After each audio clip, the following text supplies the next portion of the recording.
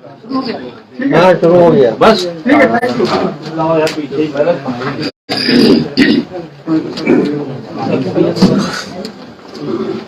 Hello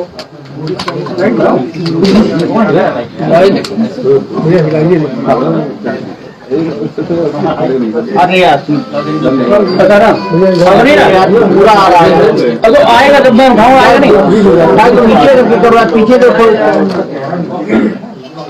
जी बस शुरू करिए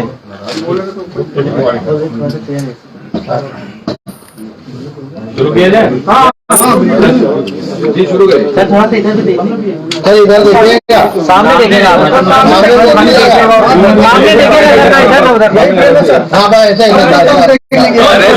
सब तरफ देख लेंगे पीछे है ऊपर देख के बोलिए मैं कुल देखूंगा हमारे लिए सभी महत्वपूर्ण है हाँ अब आप सही कह रहे हैं ठीक है साहब।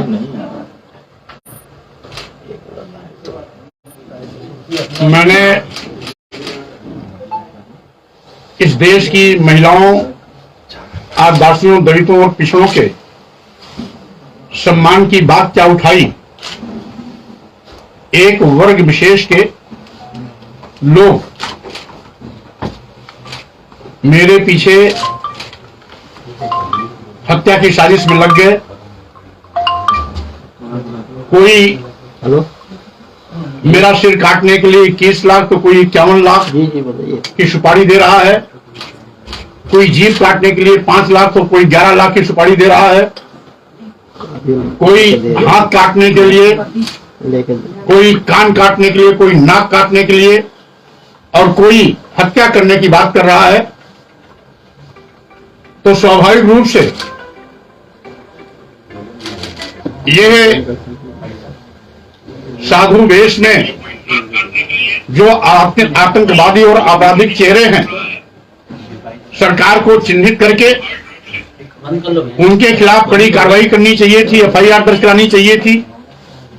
स्वतः संज्ञान लेते हुए ऐसे बयान देने वालों को जिन्होंने सार्वजनिक बयान दिया, इलेक्ट्रॉनिक प्रिंट मीडिया के सामने बयान दिया, बयान देते हुए उनकी फोटो भी है और उसके बावजूद सरकार के कान पर जो नहीं रेंग रही है, इसका मतलब है भाजपा प्रदेश की सरकार और केंद्र की सरकार मेरे हत्या की साजिश करने वालों के साथ शामिल है।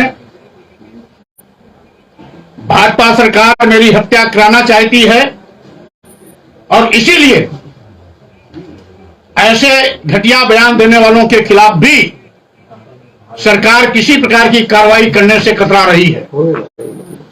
हमने अपना सुरक्षा संबंधी पत्र एक बार नहीं 2-2 बार दे दिया है। एक पत्र माननीय प्रधानमंत्री जी को और एक पत्र महामहिम राष्ट्रपति जी को, साथ ही साथ हमने उत्तर प्रदेश के प्रमुख सचिव गृह को भी इस आशय का पत्र दिया। इसके पहले भी मैं माननीय मुख्यमंत्री जी को, प्रमुख सचिव गृह को, भारत सरकार के माननीय प्रधानमंत्री जी को और प्रमुख सचिव गृह को, माननीय गृह मंत्री भारत सरकार को भी पहले भी पत्र भेज चुका हूं। अभी हाल में जो मैंने पत्र भेजा उसकी प्रति ये साथ आपके संलग्न आपके सामने है। जैसा कि मैंने महामहिम राष्ट्रपति जी, प्रधानमंत्री जी और उत्तर प्रदेश के प्रमुख सचिव गृह को भेजा कि ऐसे हत्या करने वाले, सिर काटने के लिए सुपारी देने वाले, जीभ काटने वाले की सुपारी देने के लिए, नाक कान हाथ काटने वालों के खिलाफ कड़ी कार्रवाई हो। लेकिन सरकार में अभी तक कोई कार्रवाई नहीं हुई। नतीजा है इस प्रकार की साजिश करने वालों का हौसला बुलंद है। और कल ABP न्यूज के कॉन्क्लेव में भी ऐसे ही चेहरे वहां शामिल थे जिन्होंने मेरा सिर तलवार से कलम करने का कसम खाया था, जिसने मेरा सिर काम करने के लिए 21 लाख रुपए की सुपारी देने की बात की थी, ऐसे चेहरे भी वहां मौजूद थे। मैं यहां बैठ करके टीवी का कंटेंट देख रहा था और जब मुझे अवगत हुआ कि यहां इतने लोग बैठे हुए हैं फरसा और तलवार लेकर के आपके साथ बदसलूकी कर सकते हैं, तो मैंने वीपी के ऑर्गेनाइजर को कहा कि अगर इनको बाहर नहीं निकाला गया तो मैं नहीं आऊंगा। और नतीजा बड़े जद्दोजहद के बाद ऑर्गेनाइजर की टीम के लोगों उनको बाहर निकाले, बगल एक कमरे में बैठाए और जब मैं आश्वस्त हो गया तो यहां से गया। इस बाबत ट्विटर राजू दास महंत ने डाली थी, जिसमें साफ लिखा था स्वामी प्रसाद मौर्य को सनातनी का खौफ शिखर सम्मेलन में आने से मना करने लगा। पहले वहां राजू दास को वहां से हटाओ तब मैं कार्यक्रम में आऊंगा। ये राजू दास का ट्विटर है। इसके साथ ही साथ इसके पहले यह सिर तन से जुदा धमकी देने वाले अयोध्या के महंत हनुमान गढ़ी मंदिर के महंत राजू दास ने सिर काटने के लिए 21 करोड़ से 21 लाख तक का इनाम देने की धमकी दी थी। यह उनका सार्वजनिक बयान है। इसी के साथ ही साथ यह सीतामढ़ी के महंत जिन्होंने सिर काटने के इनाम देने की घोषणा की, तपस्वी छानी मंदिर के मुख्य पुजारी महंत परमहंस दास जी, यह उनका है। इसी प्रकार से आचार्य जगतगुरु परमहंस आचार्य ने भी स्वामी प्रसाद मौर्य को धमकी, नहीं सुधरे तो अपने हाथों से काट दूंगा गला। यह सार्वजनिक बयान ऐसे धर्म के छद्मवेश में पड़े हुए आतंकवादियों और अपराधियों का यह बयान है, जिसको एक एक करके मैं आपके सामने प्रस्तुत कर रहा हूं। वहीं पर यह जनसंघ पार्टी के एक नेता हैं, जिन्होंने राकेश दीक्षित जी कानपुर, जिन्होंने कहा स्वामी प्रसाद मौर्य को जूता मारने वालों को इनाम देगी जनसंघ पार्टी। यह ऐसे लोगों के कुख्यात चेहरे हैं जो धर्म का चादर ओढ़ करके इस तरीके से आतंकवादियों का व्यवहार कर रहे हैं। वहीं पर एक और इसी प्रकार का बयान आया है कि स्वामी प्रसाद मौर्य का मुंह काला करने वाले को 1 लाख रुपए का इनाम दिया जाएगा। जिस तरीके से ये बयान आ रहे हैं, ये भी कानपुर के ही एक संगठन का है, शास्त्री नगर रामलीला सोसाइटी के एक पदाधिकारी तथा करीब पदाधिकारी है। ये सभी धार्मिक संगठन से जुड़े हैं। हिंदू महासभा ने भी स्वामी प्रसाद मौर्य की अर्थी निकाली, जीभ काट करके लाने वाले को इनाम का ऐलान। एक एक करके इस तरीके से इतने खतरनाक हत्या, सिर काटने, जीभ काटने, कान काटने, नाक काटने, हाथ काटने के बयान देने के बावजूद भी सरकार चुप है, यानी सरकार की मौन स्वीकृति मिली हुई है। इसीलिए ताज जैसे होटल में, जो बहुत ही लखनऊ का मशहूर होटल है, वहां पर मेरे पूर्व माननीय मुख्यमंत्री जी का, दोनों उप मुख्यमंत्रियों का कॉन्क्लेव में कार्यक्रम हो चुका था। उसके बाद मेरा कार्यक्रम था। जब मैं वहां पहुंचा, सुरक्षा की कोई व्यवस्था नहीं थी। लौटते वक्त एक इंस्पेक्टर, संभवतः एक अधिकारी बैठे मिले दिखाई पड़े और साथ ही साथ ये भारतीय जनता पार्टी युवा के महामंत्री हैं, उन्होंने बयान दिया है स्वामी प्रसाद मौर्य की जुबान काटने वाले को 5 लाख का इनाम। यह एक एक करके आज जिस तरीके से बयानों की झड़ी लगी है, उसको देखते हुए हम केवल इतना कहना चाहते हैं, अगर सरकार की मंशा साफ है, सरकार का इनको संरक्षण नहीं मिला है, तो सरकार इनके खिलाफ अभी तक कार्रवाई क्यों नहीं की? अगर कार्रवाई नहीं किया है तो इसका मतलब है मेरी हत्या की साजिश में भाजपा सरकार शामिल है। आपके चैनल की मीडिया के माध्यम से मैं पूरे देशवासियों से इस बात की अपील करता हूं कि आप सब शांति बनाए रखेंगे। मेरे ऊपर कितना भी हमला हो, कितना भी धमकियां क्यों ना आए, सरकार भी क्यों न शामिल हो, मैं महिलाओं के सम्मान, आदिवासियों, दलितों, पिछड़ों के सम्मान की बात अगर उठाई है तो पीछे कदम नहीं हटाऊंगा। अंतिम सांस तक मैं महिलाओं, आदिवासियों, दलितों और पिछड़ों के सम्मान की बात को उठाता रहूंगा। धर्म की आन पर इनको नीच, अधम, अपमानित और प्रताड़ित करने वालों के खिलाफ मेरी ये मोर्चेबंदी चलती रहेगी। आज भी मेरा आग्रह है कि देश की महिलाओं, आदिवासियों, दलितों, पिछड़ों को सम्मान दिलाने के लिए अगर सही मायने में साधु संत हैं तो धैर्य और संयम के साथ इस पर विचार करें, संशोधित कराएं या इन पंक्तियों को रामचरितमानस से बाहर करें। हम सभी धर्मों में आस्था रखते हैं, सभी संतों, धर्मगुरुओं का मैं सम्मान करता हूं, लेकिन आतंकवादी भाषा बोलने वाले साधु वेश में जो छिपे हुए खूनी भेड़िए हैं, उनको मैं साधु संत की कतार में नहीं मानता। साधु संत आदर्श के प्रतीक होते हैं, वो समाज और देश को दिशा देते हैं। साधु संत किसी की हत्या करने के लिए सुपारी नहीं देता है, सिर काटने, जीभ काटने, कान काटने, नाक काटने, हाथ काटने की बात नहीं करता है।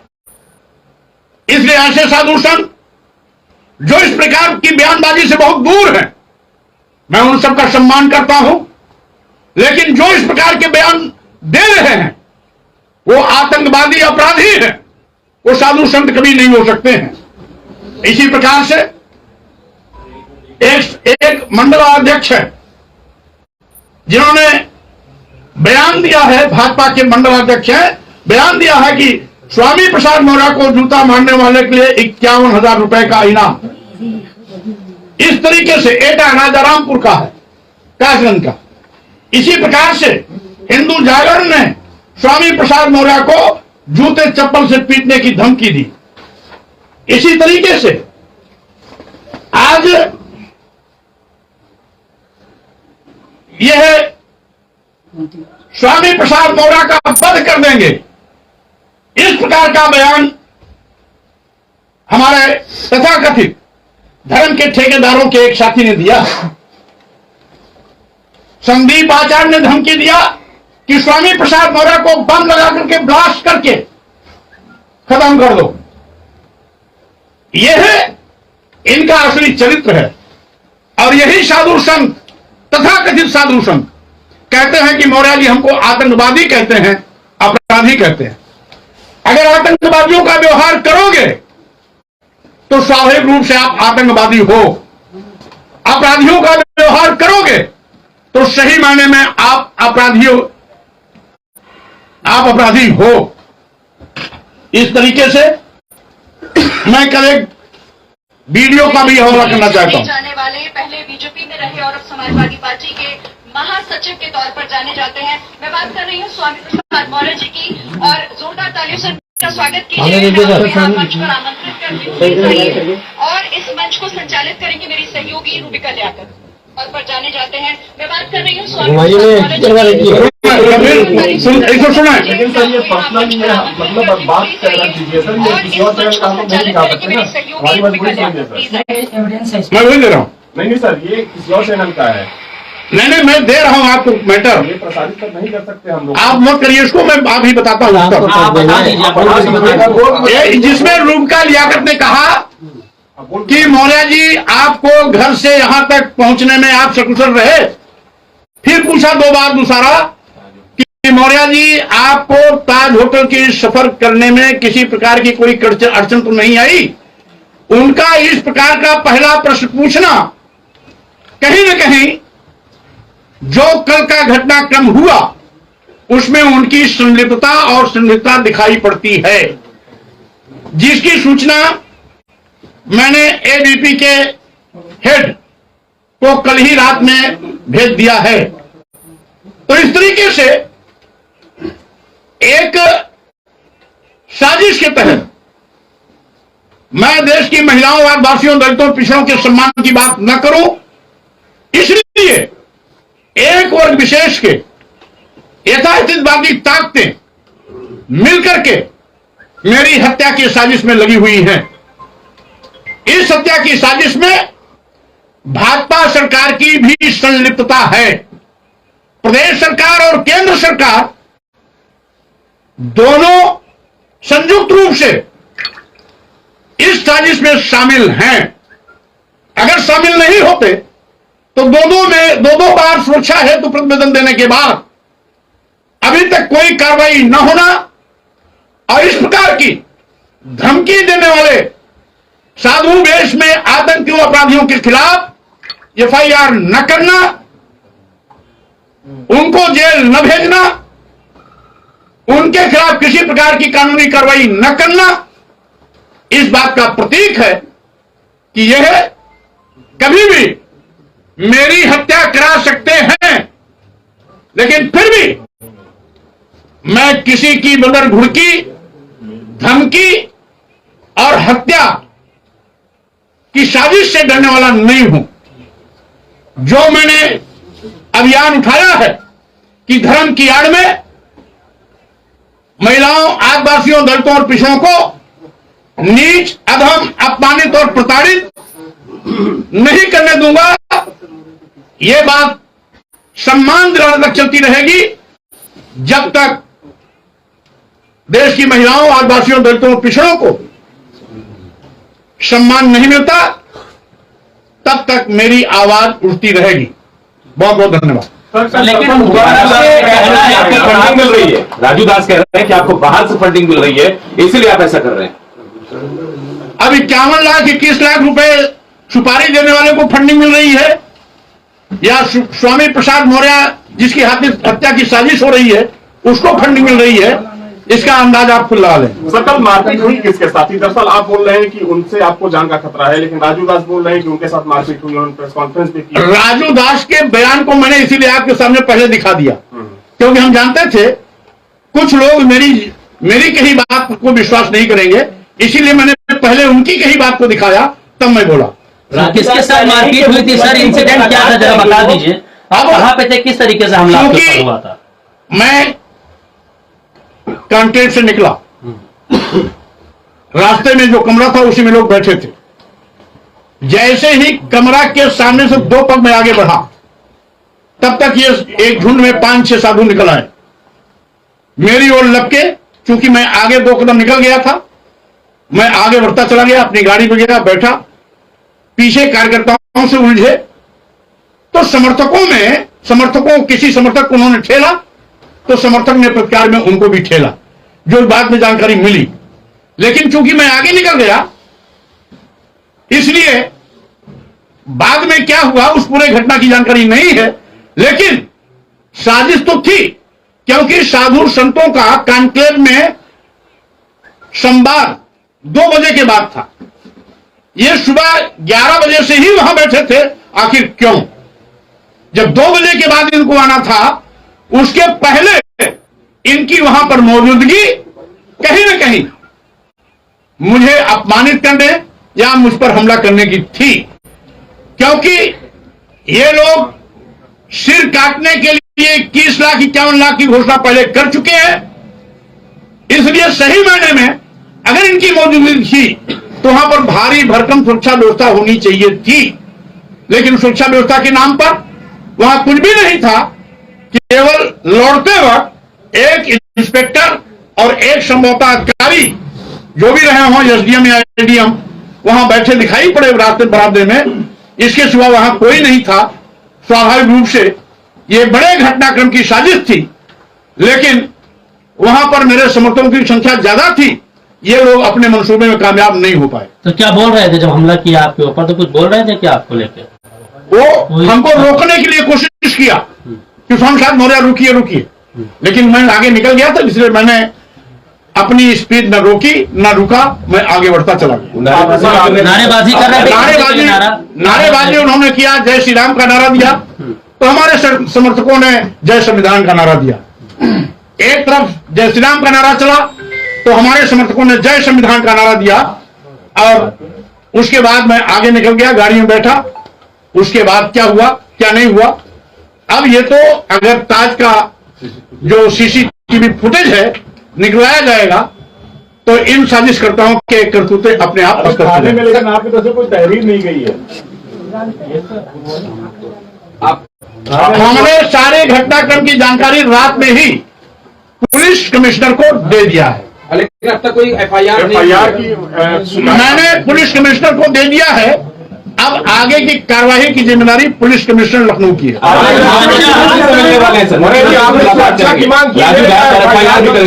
तहरीर दी है। अब चूंकि माननीय मुख्यमंत्री जी की अगर मौन स्वीकृति नहीं थी तो मुख्यमंत्री जी के कार्यक्रम से ही लोगों की उपस्थिति वहां थी, जबकि साधु संतों का संवाद 2 बजे के बाद था, तो सुबह से आने का मतलब क्या था? राजू दास कह रहे हैं मैं मुख्यमंत्री से मुलाकात करूंगा और स्वामी प्रसाद मौर्य पर कार्रवाई के लिए उनसे निवेदन करूंगा। वो कुछ भी कर ले, सीसीटीवी फुटेज ताज का पर्याप्त है उनको दोषी ठहराने के लिए। आपसे माफी की मांग की है, कहा कि एफआईआर भी करूंगा और स्वामी प्रसाद को माफी मांगनी पड़ेगी। राजू दास कह रहे हैं उल्टा चोर कोतवाल को डांटे। एक सवाल और है सर, आपके साथ धर्म सिंह सैनी जो समाजवादी पार्टी ज्वाइन किए थे, उन पर एसटीएफ की कार्रवाई हो रही है घूस के एक मामले में। क्योंकि उसमें हमें कोई जानकारी नहीं है और अब तो बीच में भाजपा भी शामिल होने चले गए थे, इसलिए हम उसके विषय में कुछ नहीं कर सकते। ठीक है, ये दारा सिंह चौहान भी सुनने में जा रहे हैं भाजपा में। ये माननीय दारा सिंह चौहान से जानकारी लीजिए, उसके विषय में मुझे कुछ नहीं कहना। नहीं, आप ही के साथ सारे लोग। मुझे कुछ भी जानकारी नहीं है, इसलिए मुझे कुछ भी नहीं कहना। Thank you sir, thank you so much. Thank you. Thank you. अकेले नहीं किसी को। हाँ अकेले नहीं। ठीक है अकेले ढूंढे।